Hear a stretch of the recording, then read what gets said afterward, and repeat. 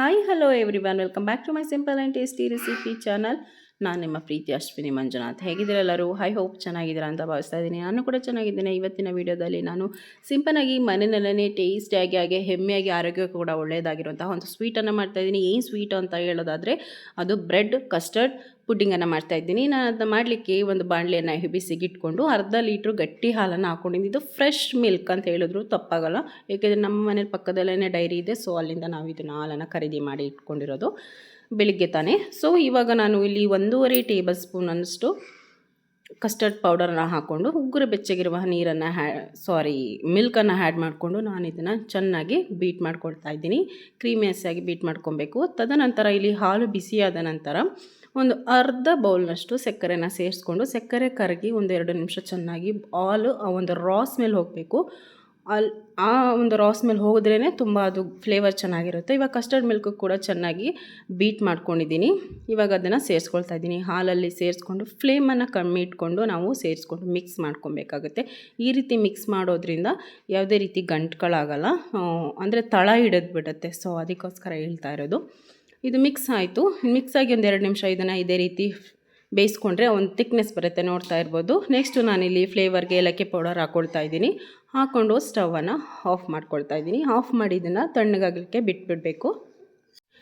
ಇದು ತಣ್ಣಗಾದ್ರಷ್ಟು ರುಚಿ ಚೆನ್ನಾಗಿರುತ್ತೆ, ಫ್ಲೇವರು ಕೂಡ ಚೆನ್ನಾಗಿ ಬರುತ್ತೆ ಅಂತಲೇ ಹೇಳ್ಬೋದು. ಹಾಗೆ ಥಿಕ್ನೆಸ್ ಬರುತ್ತೆ.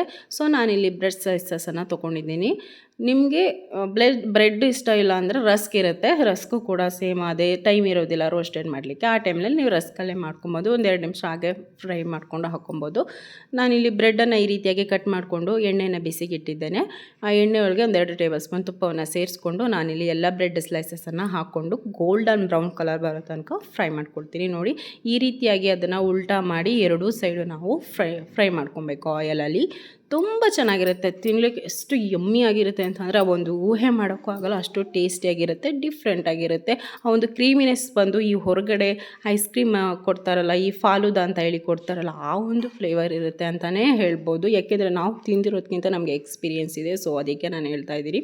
ಇವಾಗ ಎಲ್ಲವನ್ನು ನಾನು ಇದೇ ರೀತಿ ಎಣ್ಣೆಯಲ್ಲಿ ರೋಸ್ಟ್ ಮಾಡಿಕೊಂಡು ಪ್ಲೇಟಲ್ಲಿ ಹಾಕ್ಕೊಂಡಿದ್ದೀನಿ. ನೆಕ್ಸ್ಟ್ ನಾನಿಲ್ಲಿ ಒಂದು ಬೌಲ್ ತೊಗೊಂಡಿದ್ದೀನಿ. ಯಾವುದೇ ರೀತಿ ಸರ್ವಿಂಗ್ ಬೌಲ್ ಇದ್ದರೆ ಹಾಕ್ಕೊಳ್ಳಿ, ಇಲ್ಲ ಅಂತಂದರೆ ನಮ್ಮಲ್ಲಿ ಟ್ರೇ ಇಲ್ಲ. ಸೊ ಅದಕ್ಕೋಸ್ಕರ ನಾನು ಸರ್ವಿಂಗ್ ಬೌಲ್ ಹಾಕ್ಕೊಳ್ತಾ ಇದ್ದೀನಿ.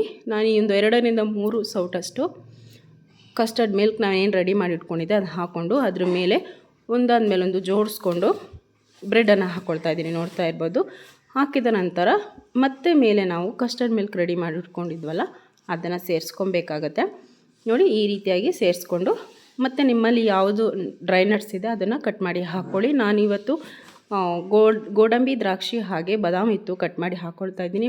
ಪುನಃ ಇದೇ ರೀತಿಯಾಗಿ ಒಂದು ಜೋಡಣೆಯನ್ನು ಮಾಡಿಕೊಂಡು ಮೇಲೆ ಆ ಮಿಲ್ಕನ್ನು ಸೆಟ್ ಮಾಡ್ಕೊಬೇಕು. ನಾವು ಸ್ವಲ್ಪ ಡಿಪ್ ಮಾಡ್ಕೊಬೇಕು, ಯಾಕೆಂದರೆ ನಾನು ಸಮ ಇರುವಂತಹ ಪಾತ್ರೆಯನ್ನು ತೊಗೊಂಡಿರೋ ಸ್ವಲ್ಪ ಬೌಲ್ ಅಂತ ತೊಗೊಂಡಿರೋದ್ರಿಂದ ಸ್ವಲ್ಪ ಡಿಪ್ ಮಾಡ್ತಾಯಿದ್ದೀನಿ, ನೋಡ್ತಾ ಇರ್ಬೋದು. ಈ ರೀತಿಯಾಗಿ ಡಿಪ್ ಮಾಡ್ಕೊಳ್ಳಿ. ಡಿಪ್ ಮಾಡಿದ ನಂತರ ಈ ರೀತಿ ನೋಡ್ತಾ ಇರ್ಬೋದು ನಾನು ಯಾವ ರೀತಿ ಡಿಪ್ ಮಾಡ್ತಾಯಿದ್ದೀನಿ ಅಂತೇಳಿ. ಸ್ವಲ್ಪ ಪ್ರೆಸ್ ಮಾಡಿ ಡಿಪ್ ಮಾಡ್ತಾಯಿದ್ದೀನಿ. ಆ ಒಂದು ಹಗುರವಾಗಿರೋದ್ರಿಂದ ಆ ಒಂದು ಇದು ಮೇಲ್ಗಡೆ ಬಂದುಬಿಡುತ್ತೆ. ಸೊ ಅದಕ್ಕೋಸ್ಕರ ಈಗ ಪುನಃ ನಾನು ಡ್ರೈ ನಟ್ಸನ್ನು ಸೇರಿಸ್ಕೊಂಡು ಇದನ್ನು ಕಂಪ್ಲೀಟಾಗಿ ಒಂದು 1/2 ಅವರ್ ಫ್ರಿಜ್ಜಲ್ಲಿ ಬಿಟ್ಬಿಡ್ತೀನಿ.